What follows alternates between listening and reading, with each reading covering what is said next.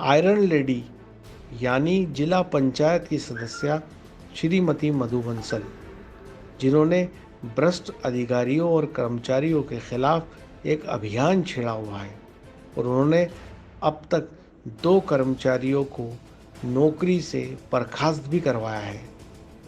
वे ऐसी महिला नेत्री है जो किसानों और गरीबों के हक में लंबे समय से लड़ाई लड़ रही है।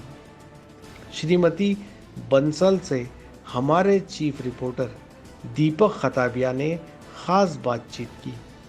सुनिए उनका क्या कहना है। राजेश गुजेटिया, जिनको मॉडल स्कूल से जिला शिक्षा ऑफिस में अटैच कर रखा था और उसे यहाँ व्यायाम शिक्षक के रूप में अटैच कर रखा था, पर पूरी तरह से उसकी नियुक्ति फर्जी है, क्योंकि वो अध्यापक संवर्ग है और साधारण शिक्षक था, जिसकी की नियुक्ति यहाँ पर जो मॉडल स्कूल में की गई थी वो पूर्ण रूप से अवैध थी और गैरकानूनी थी। उसके बाद फिर उसको यहाँ से ऑफिस में अटैच किया जाना भी पूर्ण रूप से गलत था। जब उसकी नियुक्ति मॉडल स्कूल में करी है तो यहाँ के विद्यार्थियों को तो उसका लाभ ही नहीं मिल पा रहा था, और इसके साथ ही यहाँ पे अन्य जो पीटीआई शिक्षक पहले से थे उनकी नियुक्तियाँ होनी थी। तो कुल मिला के इसकी जो शुरू से नियुक्ति है वही पूरी संदेहास्पद है, और इसकी पूरी जांच करके तत्कालीन डीओ ने या जिस भी अधिकारी ने इसकी नियुक्ति की है उसकी जांच होकर उस पर कार्रवाई होनी चाहिए। और दूसरी बात यह है कि इसकी जो व्यायाम शिक्षक के रूप में नियुक्ति यह मानकर की गई कि इसके पास डिप्लोमा है व्यायाम शिक्षक का, परंतु वह भी अपने आप में पूरा गलत साबित हुआ है। जांच कमेटी ने यह पाया है कि जिस दौरान इसने गुना के किसी विश्वविद्यालय में ट्रेनिंग ली और डिप्लोमा लिया, उसी दौरान चल्दू में भी इसने अपनी शाला में उपस्थिति दर्ज कराई है। तो एक शिक्षक एक स्थान पर एक साथ रेगुलर विद्यालय में भी उपस्थित हो रहा है और रेगुलर विद्यार्थी की भी इसको डिग्री मिली है, तो एक ही व्यक्ति एक साथ 2 स्थानों पर कैसे प्रकट रह सकता है। तो जांच में यह पाया गया कि यह पूर्ण रूप से जो कार्य है वह 400 BC के अंतर्गत आता है। तो मेरा यह मानना है कि इसमें अभी निलंबित किया गया है, परंतु इसमें जांच होकर और इसे 400 BC का मामला मानकर इस पर FIR भी होनी चाहिए।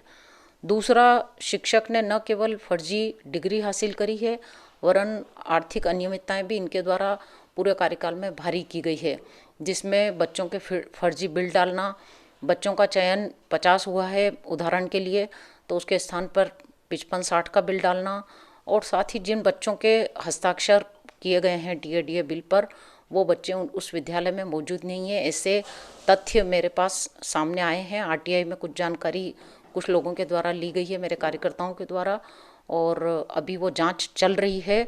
और मुझे विश्वास है कि जिस तरह से इसे निलंबित किया गया है और अन्य कार्य भी किए जा रहे हैं उसी तरह से जिला पंचायत CO के द्वारा निष्पक्षता पूर्वक जांच करवाई जाएगी और इसे और दंडित किया जाएगा।